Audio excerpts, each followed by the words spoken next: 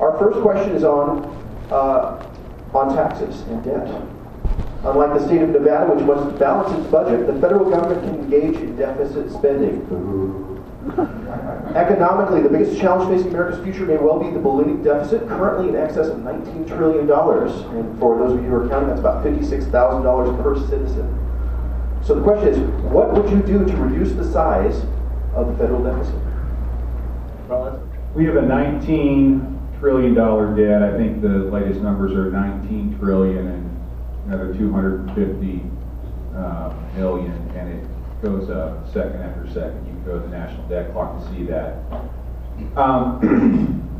In Nevada, in 2011, we cut state government spending by more than any state in the country on a percentage basis. And that's why here in Nevada, we are actually spending today at 1992 state government spending levels on an inflation-adjusted basis. You don't see that with the federal government. Entitlements take up a large part of our budget. We do need long-term reform to sustain the programs, but those entitlements are going to look a little bit different for people my age. I will not do anything to change how entitlements work for people who are at retirement or near retirement. But that's something we have to get a handle on to make sure that these programs stay in place. And the last thing, I guess I'm out of time. So thank you. And Tarkanian. There's two things we need to do. The first and foremost is we need to get our economy going back at full throttle again, which it hasn't been for many, many years. You do that by eliminating the unreasonable regulations that the Obama administration has placed on small businesses and get rid of all of these additional burdens that the Obama administration has put on small businesses from the Obamacare and others. It's so difficult for small businesses to create jobs or expand when they're shouldering the burden that this administration has done. So let's get the economy going full throttle. Second thing we need to do is we need to revise the tax code that is tailored with special tax breaks for the powerful and influential, while it makes all the everyday people pay extra, including the people trying to create jobs. Let's get everybody paying their fair share and then reduce the tax rate for everybody else so we can put more money in the tax system. The third thing everybody else has alluded to, we need to reduce our spending. We can do that a number of ways. The fraud, waste, and abuse is one. We need to revise our entitlement programs, but we also need to be frugal with how we spend our money. We should only be spending our money as if it's our personal money and not giving away all these special projects that don't do any good for anybody except the people that are giving donations to the candidates. Thank you. The question for this round will be about civil service. In recent years, we've seen abuses by the VA, IRS, and other three-letter federal agencies. In many cases, federal employees have not been held accountable for their actions. The question is, what civil service reforms would you like to see passed? Starts with you, Michael Roberson. Thank you for the question. Congressman Jason Chaffetz from Utah chairs the House Oversight Committee, and he's done a lot of great work on this. Craig Gowdy also has done a lot of great work. I would certainly want to work with those folks in Congress to, provide the needed oversight. I want to pick up on something that, not just with civil service reform, but executive branch reform generally. We have an executive branch that has usurped the traditional constitutional power, lawmaking power of Congress.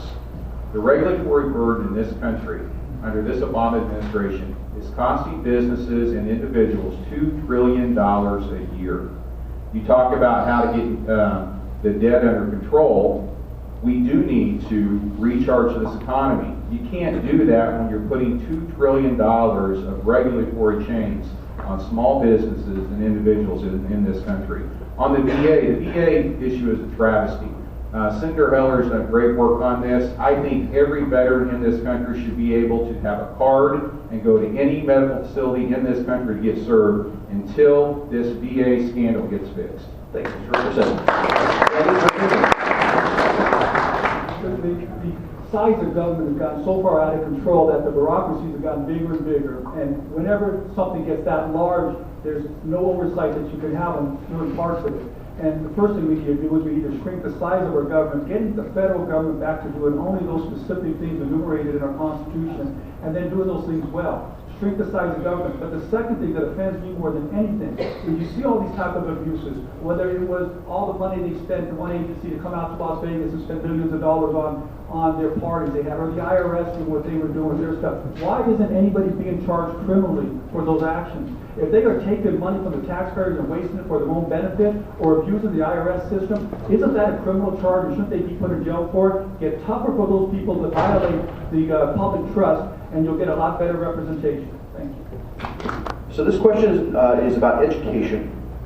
Some of you have addressed that briefly. We'll go into a little bit more detail here. There's one thing that's clear in Nevada is that our education system ranks among one of the worst performing in the nation. But education in Nevada is managed and funded on many levels, local, state, and federal. So the question is, what do you believe the role of the federal government should have in education? Thank you. Of course, the federal government should not be involved in our children's education. And it's even worse for Nevada because the federal taxes we pay, we send to Washington. We're a donor state. For every dollar we give to Washington, we only get 70 cents back. So we're getting the short end of that stick. I'm a big believer in local control of education. That's why I am leading the effort right now to decentralize the 5th largest school district in the country. With 30 minutes left in the session last year, we passed a bill to do just that. I'm chairing that committee. By this summer, that plan will be put out and it will be implemented within a year. But every school in the school district will become a full empowerment school. They will no longer be taking dictates from the 5th largest school district in the country. I'm really excited about that. I'm sure many of you saw that Judge Johnson ruled in our favor on the education savings accounts. So we're one step closer to having the broadest school choice opportunity in the country here in Nevada. It's about local control. Thank you. The federal government shouldn't be involved at all in our education system, as everyone else has said. It was first implemented in 1979 by President Carter, and our public education system since then has only gotten worse. Whenever you have a federal bureaucracy oversee what's happening to the local people on a day-to-day basis, you know it's a bad move. I believe that we should take the money that's being given in taxes for our education system should be given back to the states in block grants so that the states and the localities can then decide how best to use that money. And that money should be put into the classrooms with the teachers and in the equipment that we are using with the kids. You know, I think the best solution to our education problem is one, create choice, meaning school choice and competition, because you always get a better product at a more reasonable cost. But the second thing is, when you do have a public school system, give the people that are running the classrooms the opportunity to be creative and innovative. When you have creative and innovative principles, and then you see the great results so many of them have when you hold them accountable for what they're doing. Allow the people closest to the children to make the decisions that we're going to get a better education for our kids. Thank you. All right, so one of the most common questions I hear in a legislative debate is, or a legislative debate forum like this is, what committee would you like to be on? And what that comes down to is, usually I'd like to be on some standing subcommittee or some joint committee about something bureaucratic. It's like, what I think the people really want to know is what gets you up in the morning? What's your passion? So what is the issue that you are truly passionate about? Danny Tarkanian. Our economy and helping to get our economy back going full throttle, as we talked about earlier. And what I would like to do is be on the finance committee, because I think that's the committee that has failed us so badly. The finance committee, first of all, I have a finance degree from college, and I've also been dealing with banks and the banking institutions in my profession. We've had this big bubble that was burst because of the problems that happened with the regulatory system. One, the problem with allowing or pushing the banks to give loans to people that weren't qualified to pay the loans, which had the home crisis. We had the same problems. We got rid of the Glass-Steagall Act, which was Bill Clinton's bill, where they eliminated the separation of banks and created large entities that controlled the whole financial institution. They became too big to fail. There are some common sense solutions that can be done that can solve a lot of these economic problems that are happening, but it starts in the finance committee, and that's where I'd like to be, and I think that's where I'm most qualified. As Senate Majority Leader, education, reforming and fixing our education system here in Nevada is my passion. But looking forward to Washington and Congress, I think it's real important for all of us to make a decision about who can best be effective in Washington on behalf of the 700,000 people of CD3. We are a small state, and if we do not have people who have a proven record of being able to get things done, we will be rolled over by larger states on a whole host of issues. So when I look to committees I would like to serve on, I look to see which committees are going to have a big impact on Southern Nevada. Judiciary. Tourism and gaming is our lifeblood. A lot of those issues regarding gaming is dealt with on the Judiciary Committee. Financial services has a huge impact on housing here in Southern Nevada. And I think those are two, and finally transportation. Right now, we're lucky we have 2 members of our delegation on transportation. If that changes, that would be a committee that would be very important to me. I believe we do need I-11 from Phoenix to Las Vegas. It's huge for Southern Nevada and economic development for Southern Nevada. So I will look toward those committees where I can be most effective addressing the needs of you here in Southern Nevada. America's been called the melting pot, and almost everyone in this country has an immigrant story in their background. Like myself, I'm half Polish and half Welsh, or as my family says, half Polak and half Okie. Over the years, we've been subject to both legal and illegal immigrants and the various impacts it has in our country. So how would you handle the status of illegal immigrants in our country? Thank you. Right now, we have de facto amnesty because Congress has not done its job. This has to be accomplished in steps. The first thing that has to be done is national security, securing the border, building a wall. Only once you do that will the American people support reform. And what I mean by reform is dealing with the 12 million or so people who are here currently. Once you secure the border, then we have to have the folks that are already here go to the back of the line. They're going to have to pay a fine, pay taxes, show they can work to obtain some sort of legal status going forward. We're not going to deport 12 million people. That's not practical. We should deport every criminal that's here. But before we do anything, before the American people will let us do anything, you've got to secure the border. So this really isn't a complicated issue, although many people want to make it that. The first thing we need to do, we're a nation of a rule. First of all, we need to secure our borders and also revise our system where people come in legally with visas and so forth, so that we can get rid of the people that come in here and overstay their visas. We all talk about securing the border and want to do that, sure, but 40% of all the people in this country right now illegally are people that have overstayed their visas. We need to be able to track those people and get them removed. The next thing we need to do is we need to eliminate the benefits that we're providing for people that are encouraging them to come to America to begin with. That means get rid of all the financial benefits that encourage people to come here, and also fully execute the E-Verify laws, which all employers are supposed to do before they hire an employee, and penalize them substantially if they don't do that. And the third thing is simple. We need to enforce the laws. If we have a city that fails to enforce their laws, we need to cut off all of their federal funds. They should not get a penny. That's all sanctuary cities. And how can anybody be in favor of catch and release, where you allow somebody to cross the border and then you give them a ticket, say show up to court 6 months later, and then they're gone and you never see them again in our system? We need to eliminate that. You do all those 3 things, and then you can solve this immigration problem. Thank you. The next question is about national defense. So national defense is an explicit constitutional role for our federal government, and we received a lot of questions on this topic. So this is a compound question. What is the biggest threat you see to national security, and how do you see the U.S. military changing to address it? The top geopolitical threats we have are Russia, Iran, ISIS, China, certainly on economic issues and trade. But we have a president who's an apologist in chief. He doesn't want to engage on the world stage. He doesn't want to send the right messages to our allies and our enemies. Our allies, particularly Israel, need to know we have their back. And our enemies need to fear us. So we need a president with a clear vision, not someone like we have now who believes in half measures. We also need to build up our military. You know, Marco Rubio said throughout his campaign, he was right. We are on track now to have the smallest army since World War II, the smallest Navy since World War I, and the smallest Air Force ever. That has to change. Thank you. Danny Tarkanian. The biggest imminent threat we have right now is clearly the ISIS, and what we should be doing to stop them. And the clear answer is we need to work with the other major countries that have been influenced or hurt by ISIS. We have Russia, we have France, we have England, we have some of the most powerful countries in the world. They're all facing the same things we are. If we had a commander-in-chief that could work with those countries, leaders of those countries, put together a coalition, we should put together a coalition and wipe them right off the face of the earth.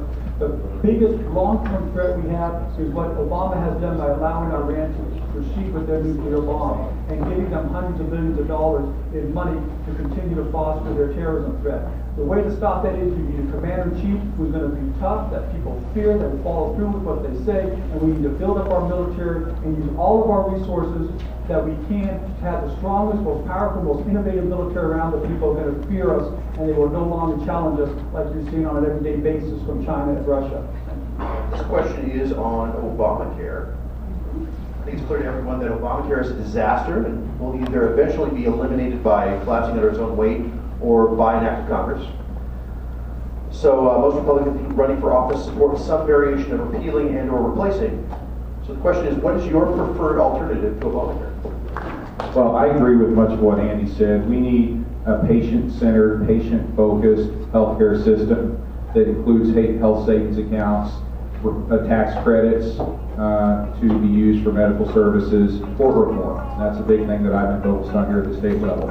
I hear from many physicians that, they have to practice defensive medicine, and they have to do a lot of tests that frankly they think are unnecessary. Well, here in Nevada, I sponsored a bill to strengthen our medical malpractice caps to protect physicians and healthcare providers. That's really important. And I think we have to open up these provider networks, bring more competition among the insurance and health insurance providers into the market. You can purchase many goods in this country, anywhere in the country. You see car insurance companies on TV all the time because they're competing nationally for your business. You don't see that in the health insurance market. So I think more competition also would be helpful.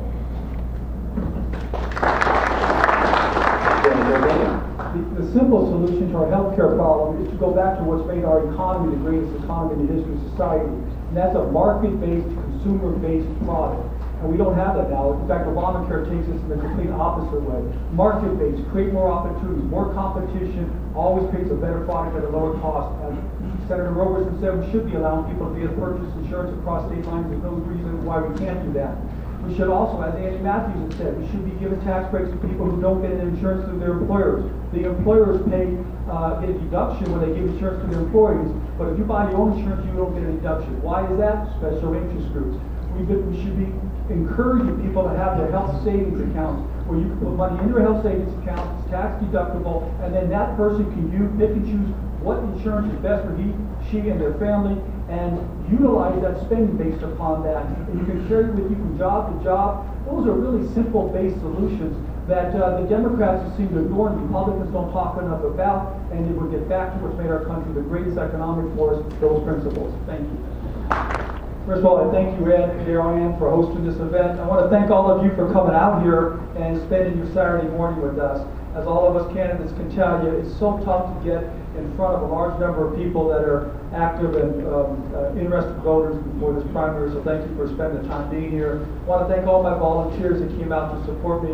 It really is touching to see so many of you here and the time and effort that you have put in on my behalf to help me get elected. I really want to thank you. I've lived in this community for over 35 years. My wife Amy, and she's in the back with her two. We're raising our 4 young children here. 2 of them in the back, little Jerry and Ashley. We've invested a lot in this community.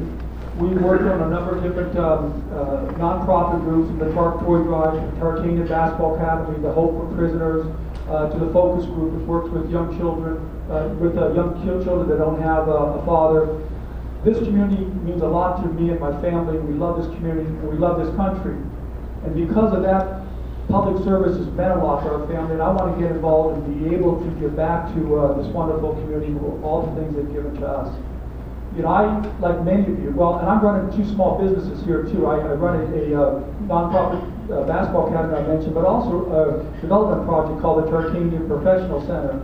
And I've withstood under the recession and all the things that have happened over these past 8 years with this Obama administration and what they've thrown at us with respect to regulations and costs. And I understand those things, and I hope to be a voice in Washington, D.C. when I go back and help change those. I, like many of you here, are very frustrated with the direction our country's going, and quite frankly, with the direction many of our elected officials have taken us. There is an anger out there, and it's an understandable anger. I think and I don't even think we want that much. We're not asking that much. We want our elected officials to actually go back and represent us and do what they promised to us when they campaigned and asked for our votes. You want the elected officials to go back to Washington, D.C. or wherever else and do what's best for their constituents, what's best for the people they're representing, not to cozy up with some type of special interest groups or maybe the party leadership and then vote a way to take care of them instead of the people they're representing, their constituents. We're not asking a lot. You want your representatives on the Republican Party to go back there and fight for what's made the conservative principles so great and made our country so great. We want a limited government. We want a government that has reasonable regulations, not unreasonable regulations. We want a fair tax system, not an unreasonable tax system. We need to get a government, the size of our government back to what it should be, just doing those things that the Constitution specifically enumerates and leaving the rest to the states. It isn't a complicated matter. I think what's complicated is the voice of the people that go back to represent you. They get lost in what they're really supposed to be there for. You need someone who's going to go back there with honesty, integrity, and determination and fight and do what's best for you. 3 minutes? Wow. Anyways, I will be that voice for you. I will fight for you. Thank you for spending your time with us today. And I'll be here afterwards if anyone wants to talk to you. Thank you, Ed. Thank you, Darrell Lynn. Thank you, Sun City Anthem Republicans. You know, I spoke the building across the parking lot a couple of months ago for over an hour to many of you. And I went through what we've done in the legislature the last 3 cycles. I want to give you a little background about me. I grew up in a little town of Kansas. I've lived here in Southern Nevada since 2000. I've represented Henderson in the state legislature since 2010.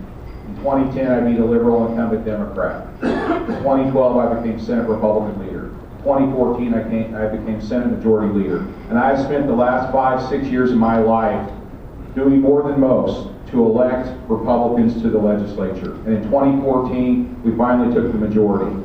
I'm a big fan of Governor Sandoval. I think he's done a great job for our state the last 6 years since he's been in office, the last 3 election cycles.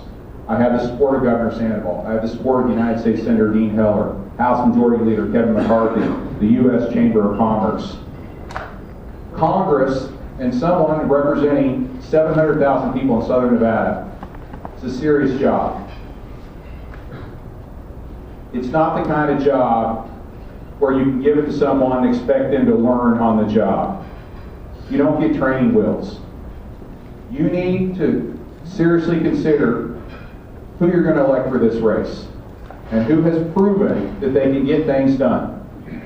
In the last 6 years, we have cut the state government budget by $500 million. In 2011, we did that. That was the largest cut in state government of any state in the country on a percentage basis. I have personally sponsored and passed the most historic collective bargaining reform in the history of the state. I have sponsored and passed the most historic PERS, public pension reform, in the history of the state. I have personally sponsored and passed 6 different tort reform bills. Last session, I sponsored and passed the most expansive, let me restate that, legislation expanding the Second Amendment for law-abiding citizens in this state. I have an A rating with the NRA. A lot of people want to talk about taxes. Well, we did tax reform last session, and we shifted the tax burden from property owners and small businesses in Nevada to large out-of-state companies who were shipping their products into this state, many times Chinese products, without paying anything. We abolished the payroll tax for thousands of small businesses. We passed a bill, and I was a big part of this, to work toward putting the property tax caps that you have now into the state constitution. As a result of everything we've done the last 6 years, we have the 7th lowest property taxes in the country. We still have the 5th lowest business taxes in the country. We are spending at 1992 state government spending levels on a per capita inflation-adjusted basis. And we created 150,000 jobs since 2010. The unemployment rate has gone from 13.8% to I think it's 5.7% now and dropping. A big complaint people have about Congress is they just don't do anything. Well, I have a proven record of leading the effort to actually get things done. I'm asking for your support. Thank you.